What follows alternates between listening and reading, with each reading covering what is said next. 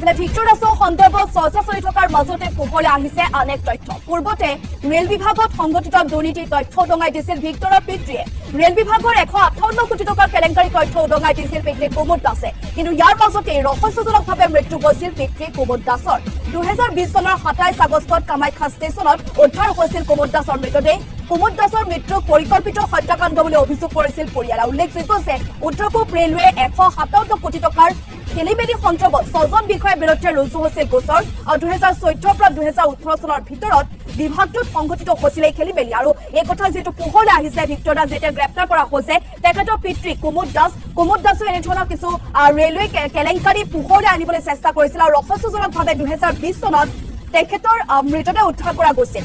গতিকে তেখেতক হত্যা কৰা বুলি ইতিমধ্যে পৰিয়ালবৰ্গই অভিযোগ আনিছিল সেই সময়ত। আৰু সেই কুমুদ দাসৰ পুত্ৰ এবাৰ ভিক্টৰ দাসে যিহেতু এই দুৰ্নীতিৰ খবৰ আনিছে, গতিকে যথেষ্ট তাৎপৰ্য বহন কৰিছে সমগ্ৰ বিষয়টোৱে। কাৰণ 2020 চনৰ 27 আগষ্টত উল্লেখ কৰিছে কামাখ্যা ষ্টেচনত উদ্ধাৰ হৈছিল কুমুদ দাসৰ মৃতদেহ আৰু কুমুদ দাসৰ মৃত্যু পৰিকল্পিত হত্যাকাণ্ড বুলি অভিযোগ কৰিছিল পৰিয়ালবৰ্গই। Everything is with the people. ঠিক আছে নহয় মই কৈ আছো ন গোটেই আমাৰ মানুহখিনি আছে ৰাইজখিনি আছে। মই এইটোৱে বিচাৰো যে যোনটো ৰাইট সেইটোৱে ওলাব লাগে। Yes, I will roll, we will roll, we people will roll.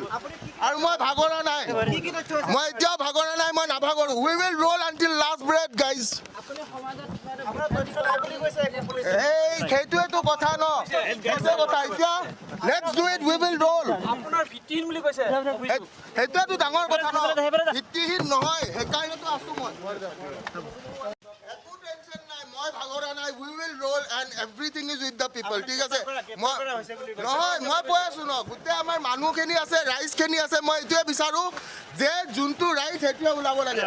Yes, I will roll, we will roll, we people will roll. আৰু মই ভাগৰা নাই, মই এতিয়াও ভাগৰা নাই, মই নাভাগৰো। We will roll until last breath, guys. এই সেইটোৱেতো কথা ন কথা এতিয়া let's do